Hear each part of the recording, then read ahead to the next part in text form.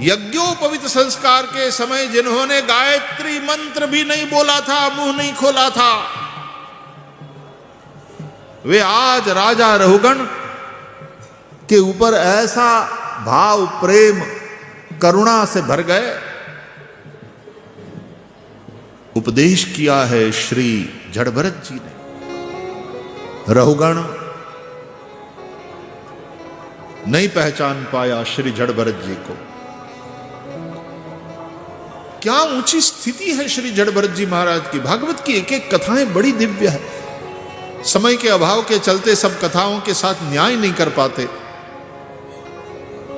लेकिन राजा रहुगण अब वो जा रहे हैं और उसकी पालकी ढोने वाले 4 में से एक भाग गया, तो राजा ने अपने सिपाहियों से कहा, जाओ पकड़ कर ले आओ, उसको ले आओ या तो किसी और को ले आओ, यात्रा को आगे बढ़ाना। सत्संग के लिए जा रहा था कपिल भगवान के आश्रम में राजा रहुगण, तो सत्संगी तो था ही। और राजा के सिपाही जब ढूंढने के लिए निकले तो वो जो भाग गया था वो तो नहीं मिला, लेकिन श्री जड़भरत जी महाराज परमहंस, भक्त परमहंस, रिष्ट पुष्ट शरीर, ब्राह्मण शरीर, बाल दाढ़ी बढ़े हुए, फटी मैली धोती, मोटी मैली जनेऊ पहन लिया था, क्योंकि यज्ञोपवीत संस्कार तो हो चुका था। लेकिन पिता ने उस समय गायत्री मंत्र की दीक्षा दिया तो गायत्री मंत्र भी ठीक से नहीं बोले। परमहंस की दशा है उनकी, और यह पूर्व जन्म की कमाई है।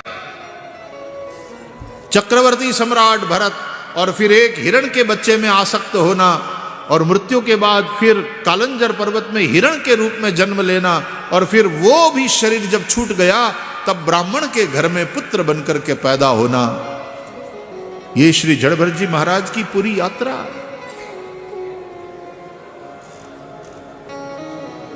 योगी भी कहीं चूक जाता है तो योग भ्रष्ट, देखो उसको फिर से जन्म लेना पड़ता, लेकिन उसको अपने पूर्व जन्म की स्मृति रहती है, अपना अधूरा कार्य फिर आगे बढ़ाता है। शुचिनाम श्रीमताम गेहे योग भ्रष्टो विजायते। तो राजा के सिवाय श्री जड़भरत जी को आते देखा, बोले ये तगड़ा है, इसको पकड़ो, ये पालकी ढोने के काम आएगा। पकड़ा, चलो। तो मुस्कुराए श्री जड़भरत जी महाराज, कोई विरोध नहीं, चल दिए। चलो उठाओ, इन लोगों के साथ पालकी उठाओ राजा की। वही प्रसन्नता चेहरे पर मुस्कुराते हुए। बाकी वाले तीनों ने उठाई तो इन्होंने भी यहां कंधे पर उठाया पालकी। चलो चलो अब चलो। चले चारों।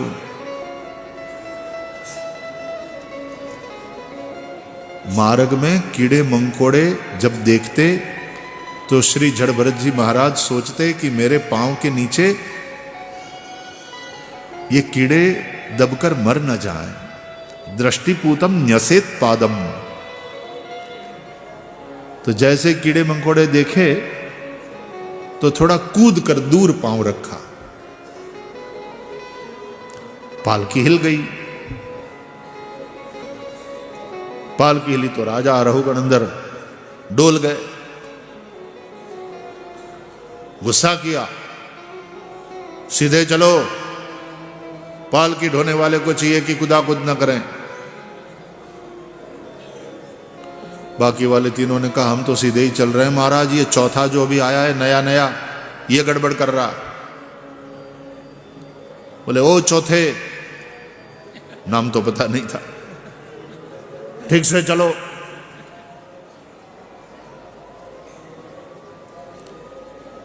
फिर से पालकी आगे यात्रा चली, फिर कीड़े मंकोड़े देखे, फिर श्री भरत जी कूदे, पांव दूर रखा। अथ पुनस्वशिविकायाम विषमगतायाम प्रकुपित उवाच राजा रहुगण किमिदम अरे त्वं जीवन्मृतः माम कदर्थी कृत्य भर्तृशासनम अतिचरसि त्वं प्रमत्तस्य च ते करोमि चिकित्साम दंडपाणिरिव। श्रीमद् भागवत के पंचम स्कंद के कुछ श्लोक गद्य में है। उस गद्य को पढ़ने में भी इतना आनंद आता है। अध पुनस्व शिविकायां विषमगतायां प्रकोपित उवाच राजा रहुगणः किमिदम अरे त्वं जीवन्मृतः मां कदर्थीकृत्य भर्तृशासनम् अतिचरसि त्वं प्रमत्तस्य च ते करोमि चिकित्सां दंडपाणिरिव। दंडपाणि यम को कहते हैं, जिनके हाथ में दंड है।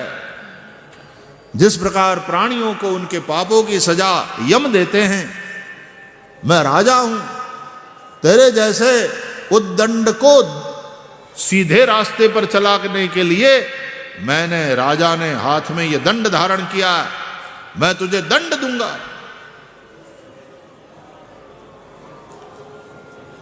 परम ज्ञानी मुस्कुराते रहते थे, किसी के साथ बोलते नहीं थे, संवाद करते नहीं थे, लोगों का संग नहीं करते थे, असंग। आज जब अभिमान में आकर के राजा रहुगण ने ऐसा बोला, तो श्री जड़भरत जी महाराज को रहुगण के ऊपर करुणा भर आई। देखो साधु पुरुष,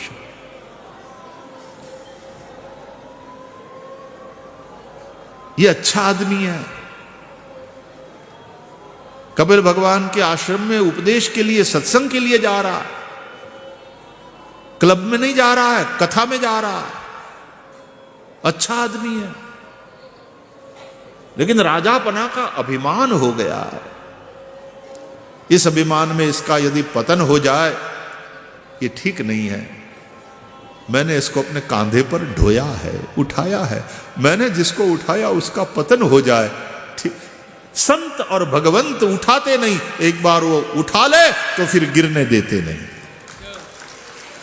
फिर पतन होने देते नहीं। भगवान कहते हैं गीता में, कौन्तेय प्रतिजानीहि न मे भक्त प्रणश्यति। ए कौन्तेय, ए अर्जुन, जान ले तू, मेरे भक्त का कभी नाश नहीं होता, मेरे भक्त का पतन नहीं होता, उसको मैं संभाल लेता हूं। इसलिए श्री जड़भरत जी महाराज ने मुंह खोला, उपदेश प्रारंभ किया। यज्ञोपवीत संस्कार के समय जिन्होंने गायत्री मंत्र भी नहीं बोला था, मुंह नहीं खोला था, वे आज राजा रहुगण के ऊपर ऐसा भाव, प्रेम, करुणा से भर गए। उपदेश किया है श्री जड़भरत जी ने राजा रहुगण को। अच्छा, किसी ने पूछा कि किसी का भी संग नहीं करने वाले, किसी के साथ भी नहीं बोलने वाले ऐसे परमहंस, परम ज्ञानी, और वो जड़भरत जी राजा रहुगण पे इतना करुणा से कैसे भर गए, इतना प्रेम। और क्या भागवत के विद्वानों ने, आचार्यों ने समझाया है कि वो जो हिरण का बच्चा था ना, जिसको श्री भरत जी ने उस जन्म में बचाया था, पाल पोस करके बड़ा किया था, और मरते समय भी उसी हिरण का चिंतन करते हुए मरे थे। इसलिए फिर कालंजर पर्वत में हिरण बनकर के पैदा हुए थे, और हिरण का शरीर छूटा तो फिर ब्राह्मण के रूप में पैदा हुए। हिरण का चिंतन करते करते मरे तो हिरण का जन्म लेना पड़ा, फिर ब्राह्मण बने। उसी प्रकार वह हिरण जिसको श्री भरत जी ने बचाया था, पाल पोस करके बड़ा किया था, वो मरा तो राजा भरत का चिंतन करता हुआ मरा। इसलिए वही दूसरे जन्म में राजा रहुगण बनकर के वही हिरण आया है। तो वो गत जन्म की जो प्रीति थी वो फिर से प्रकट हो गई, वरना ये महापुरुष मुंह खोले। अब श्री सुखदेव जी महाराज परमहंस है, एकांत में अकेले कहां घूमते रहते हैं, विचरण करते रहते हैं, असंग।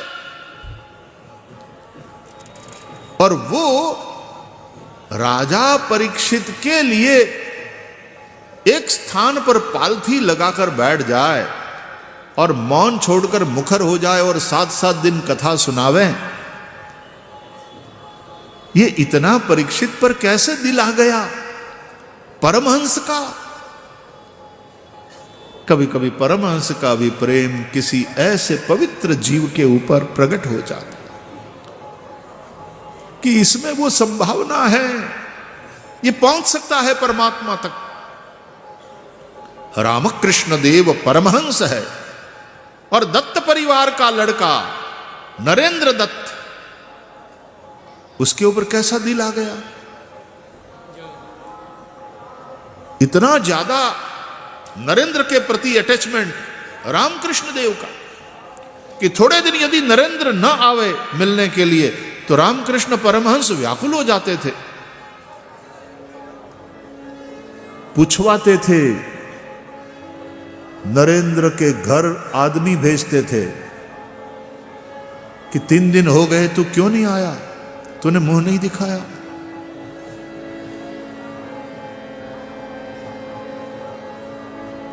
एक बार तो बार बार संदेश भेजा तो फिर नरेंद्र आया, युवक है, बड़ा सुंदर है, वही नरेंद्र दत्त फिर स्वामी विवेकानंद बने। संदेश सुनाने वाले ने कहा भी कि अरे नरेंद्र, बार बार वो महापुरुष तुमको बुला रहे हैं और तुम पहुंच नहीं रहे हो, कैसे आदमी हो रहे? धन्य समझना चाहिए अपने आप को कि ऐसे महापुरुष तुमको बार बार याद करते हैं, बुलाते हैं। बहुत संदेश पहुंचे तो फिर वो नरेंद्र युवक फिर पहुंचा रामकृष्ण देव के पास, आकर प्रणाम किया, लेकिन थोड़ा गुस्से में है। अब क्योंकि परिचय हो गया, थोड़ा खुल गया है।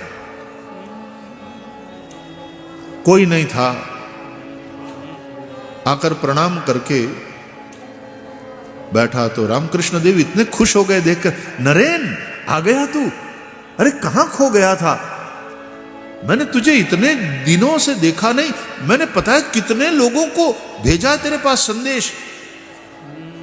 और नरेन कहता, ये क्या है महानुभाव, आपको क्या हो गया, आप एक परमहंस है, एक साधु पुरुष है, और मुझ जैसे गृहस्थी लड़के के प्रति आपकी इतनी आसक्ति। महाराज, आपने श्रीमद् भागवत के जड़ भरत की कथा तो सुनी होगी, क्या दशा हुई थी एक हिरण के बच्चे में आसक्त होने के चलते। हिरण का चिंतन करते करते ही मरे थे और दूसरे जन्म उनको हिरण बनना पड़ा था, पशु योनि में जाना पड़ा था। मुझे तो चिंता हो रही है कि आपकी कहीं वो दशा न हो जाए। अब नरेन ऐसा बोला, रामकृष्ण थोड़े स्थिर हो गए। परमहंस महापुरुष आंखें फाड़कर नरेन को देखते रहे, चिंतित भी हो गए और आवेश में अचानक उठकर वहां से भागे, दौड़कर सीधे ही महाकाली के मंदिर में पराम्बा भगवती काली के समक्ष द्वार बंद किया। ये काली का सामान्य पुजारी नहीं है, काली के साथ बात करने वाला महापुरुष। माता काली के साथ संवाद किया।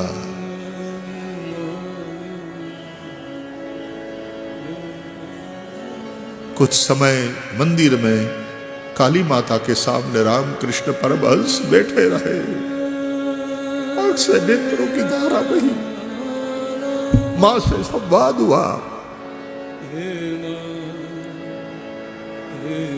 आध पौने घंटे के बाद शांत हुए रामकृष्ण देव,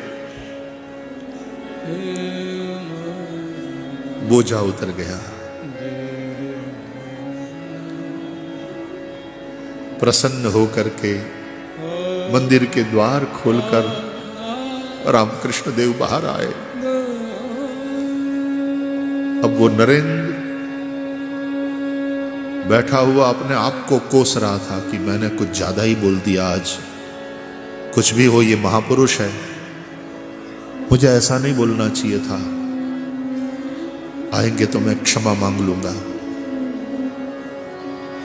रामकृष्ण देव जैसे आए, नरेंद्र जहां बैठा था उठ खड़ा हो गया। महाराज मुझे क्षमा करें, मुझसे अविवेक हो गया। रामकृष्ण देव अपनी उसी स्टाइल में, उनकी अदा थी, नरेंद्र को देखकर मुख पे प्रसन्नता, बोझा सिर से हट गया है, रिलैक्स हो गए हैं पराम्बा भगवती के साथ संवाद के बाद।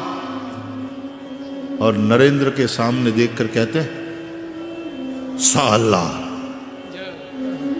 मुझे कहता है मेरी दशा जड़ भरत जैसी होगी, क्योंकि मुझे आसक्ति हो गई है इसमें। सच में एक बार के तो मैं भी डर गया। पता है, मैंने मां से पूछा, काली मेरी मां, क्या मेरी दशा भागवत के जड़भरत जैसी होगी? मुझे नरेन में आसक्ति हो गई है, मोह हो गया है उसके प्रति। और ये तो सही है मां की, मैं उसके प्रति आकृष्ट हूं। थोड़े दिन वो छोरा नहीं आता तो मैं व्याकुल हो जाता हूं। ऐसा क्यों हो रहा है मां, ऐसा क्यों हो रहा है? पता है मां ने क्या कहा? मां ने कहा, रामकृष्ण तू नरेन में नहीं, नरेन में मैं हूं, तू मेरे प्रति आकृष्ट है। मैं नरेन के भीतर बैठी हूं और उसके भीतर प्रकट होना चाहती हूं। तेरा प्रेम नरेन के भीतर मुझे प्रकट करेगा। वो एक ऐसी दिव्यात्मा है, तुम उसके ऊपर काम करोगे, उसकी कुंडलिनी जागृत हो जाएगी। वो बहुत बड़ा महापुरुष बनेगा, न केवल भारत को, पूरे विश्व को एक प्रकाश देगा। तब जाकर मां के वचनों को सुनकर मुझे शांति हुई, वरना एक बार के तो मैं भी घबरा गया था कि क्या मुझे आसक्ति हो गई। साला मुझे कहता है मेरी स्थिति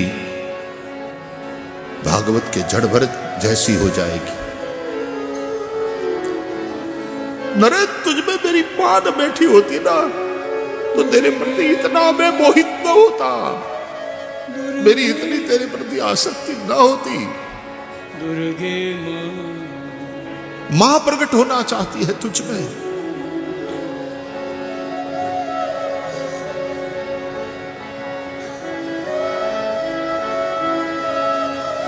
भागवत के जड़ भरत राजा रहुगण पर प्रसन्न हो गए।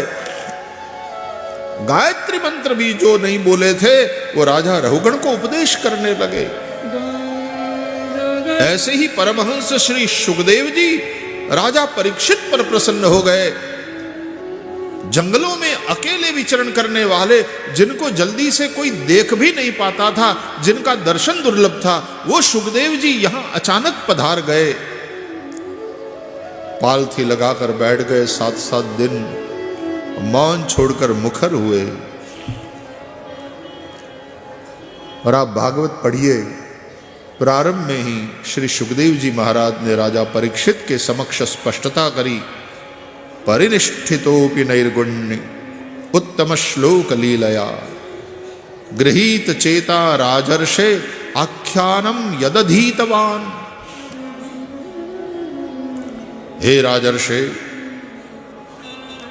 मेरी निष्ठा निर्गुण में है, निर्गुण ब्रह्म में मैं निष्ठित हूं। ब्रह्मनिष्ठ श्रोत्रिय हम कहते हैं ना, श्रोत्रिय ब्रह्मनिष्ठ, ऐसे महापुरुष। मेरी निष्ठा निर्गुण ब्रह्म में। लेकिन आज मैं तुम्हें सगुण भगवान की लीला सुना रहा हूं, क्योंकि जब से सगुण भगवान की ये लीला कथा मैं अपने पिता ब्रह्मा जी से, अपने पिता व्यास जी से पढ़ा हूं, मैंने अध्ययन किया है, तब से इस कथा ने मेरे चित्त को इस भांति पकड़ लिया है। गृहीत चेता राजर्षे आख्यानम यदधीतवान। अब इस कथा में मेरा मन ऐसा रम गया है कि बिना कहे मैं रह नहीं सकता, बिना गाए बिना कहे रह नहीं सकता।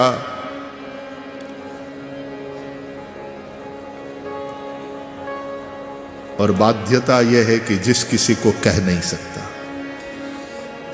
बिना कहे रह नहीं सकता, और जिस किसी को कह नहीं सकता, इसलिए तेरे जैसा कोई सुपात्र मिल जाए तो मेरा मुंह खुलेगा ही, मेरा मौन छूटेगा ही, गायन होने लगेगा।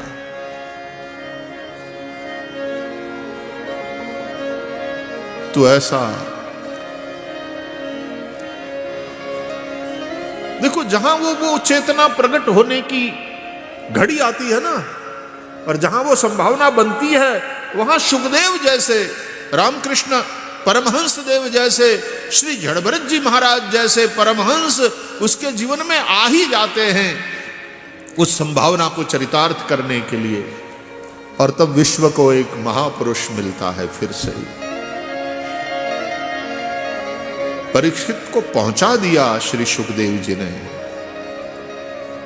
पर ब्रह्म में निष्ठित हो गए, वे ब्रह्म रूप हो गए। राजा रघुगण का उद्धार किया श्री जड़भरत जी महाराज ने। रामकृष्ण परमहंस देव ने नरेंद्र दत्त को स्वामी विवेकानंद बना दिया। और रामकृष्ण देव के अंतिम दिनों में आप कथा पढ़िएगा, कैंसर है, रामकृष्ण देव अतिशय कष्ट से शरीर गुजर रहा, और तब भी नरेंद्र दत्त ध्यान पूर्वक देख रहा था कि अपने आप को परमहंस कहने वाले मेरे सद्गुरुदेव अब इस स्थिति में क्या करते हैं और किस तरह उनका शरीर छूटता है। एक परीक्षा की दृष्टि से ही लगातार पढ़ा लिखा है, बुद्धि प्रामाण्यवादी लड़का है, हाईली इंटेलेक्चुअल है,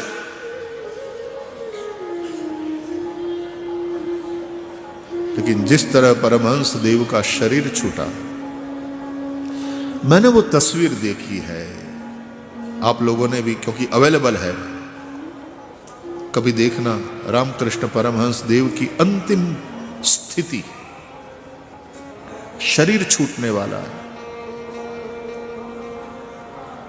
शिष्य घेरे हुए हैं। बंगाल ने कैसी कैसी विभूतियां दी है। चैतन्य देव, रामकृष्ण परमहंस देव, मां आनंदमयी मां,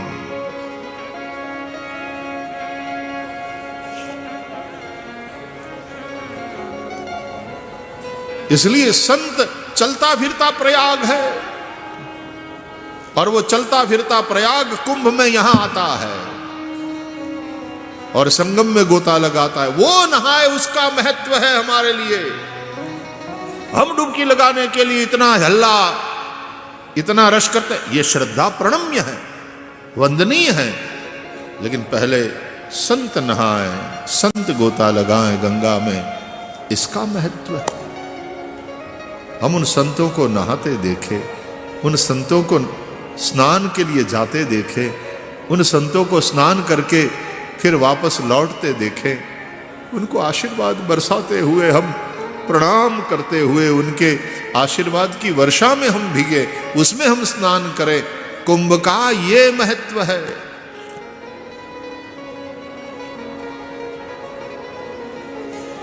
राम भक्ति जहाँ सुर सरिधा,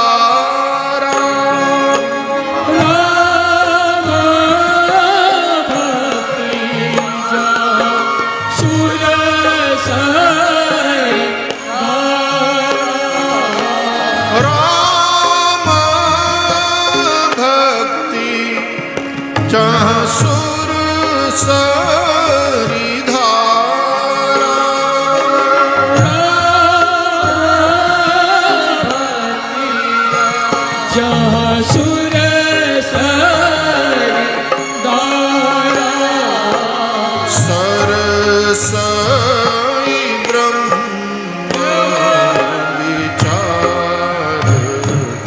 प्रचारा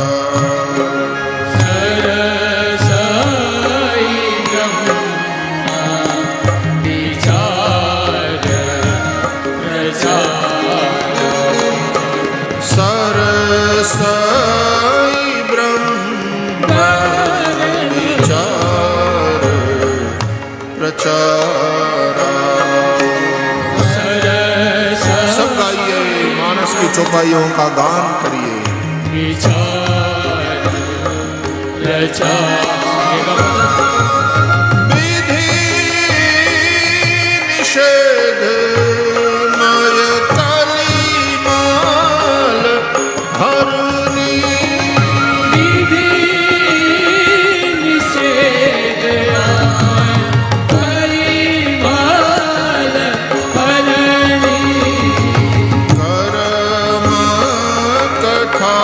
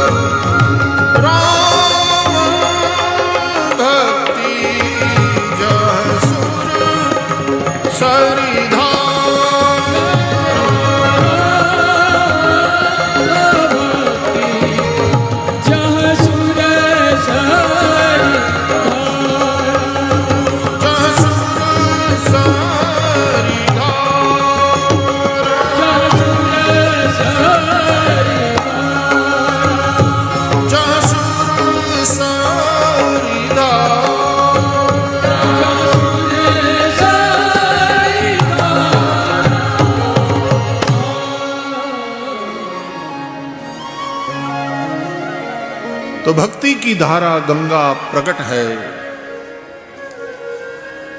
कर्म की यमुना प्रकट है, लेकिन ज्ञान की सरस्वती अप्रगट है। ये साधु संत परमहंस ज्ञानी पुरुष जब इसमें गोता लगाते हैं तो त्रिवेणी संगम सिद्ध हो जाता, क्योंकि तब सरस्वती भी मिल जाती। तो पूरा संगम क्षेत्र है प्यारे भाई बहन, जहां भी अवसर मिले, जहां जगह मिले वहां गोता लगा लो। चाहे फिर वो यमुना का तट हो, चाहे वो गंगा जी का तट हो, घाट कोई भी हो, चाहे वो संगम, सब संगम ही है, पूरा संगम क्षेत्र है। तो मौनी अमावस्या का पावन यह दिन तीर्थराज प्रयाग में ये पूर्ण कुंभ,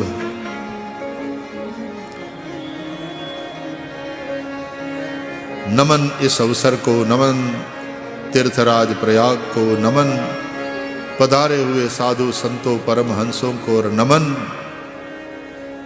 करोड़ों करोड़ों श्रद्धालु लोगों को जो पूरी श्रद्धा के साथ डुबकी लगा रहे हैं संगम में। बोलिए तीर्थराज प्रयाग की, महाकुंभ पर्व की, भारत वर्ष की, सनातन वैदिक हिंदू धर्म की जय हो। लक्ष्मी नारायण गौरी शंकर, जय शिव शंकर हरे हरे। लक्ष्मी नारायण गौरी शंकर, जय शिव शंकर हरे हरे। लक्ष्मी नारायण गौरी शंकर, जय शिव शंकर हरे हरे। लक्ष्मी नारायण गौरी शंकर, जय शिव शंकर हरे।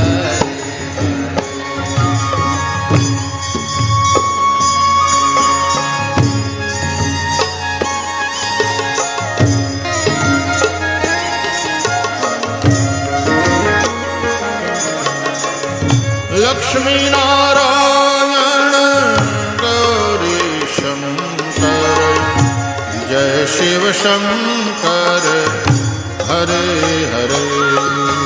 लक्ष्मी नारायण गौरी शंकर जय शिव शंकर हरे।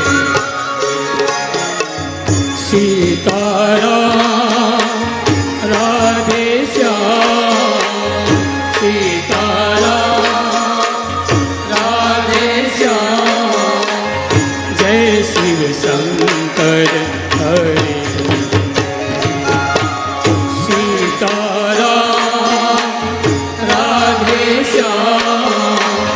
जय शिव शंकर हरे। लक्ष्मी नारायण गौरी शंकर जय शिव शंकर हरे। ओ लक्ष्मी नारायण गौरी शंकर जय शिव शंकर हरे।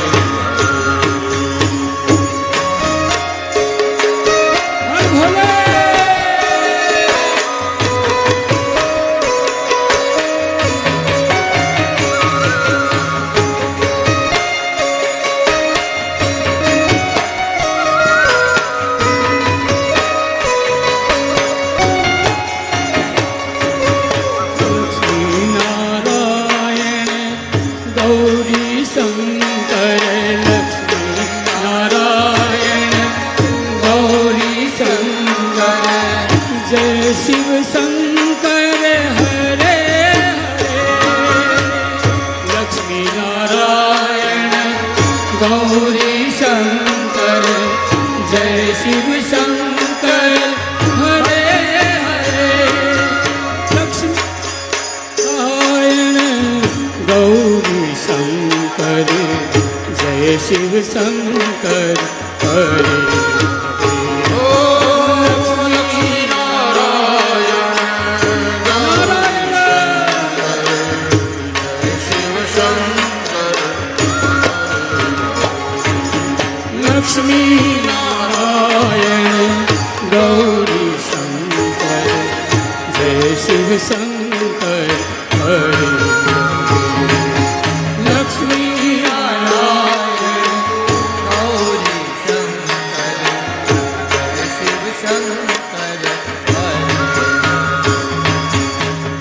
जय शिव शंकर हरे हरे। लक्ष्मी नारायण हरे हरे। जय शिव शंकर हरे हरे। लक्ष्मी नारायण हरे हरे। जय शिव शंकर हरे हरे। लक्ष्मी नारायण हरे हरे। जय शिव शंकर हरे हरे। लक्ष्मी नारायण हरे हरे।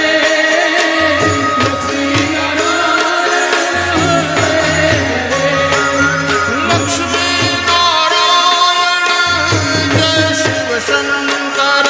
लक्ष्मी नारायण गौरी शंकर।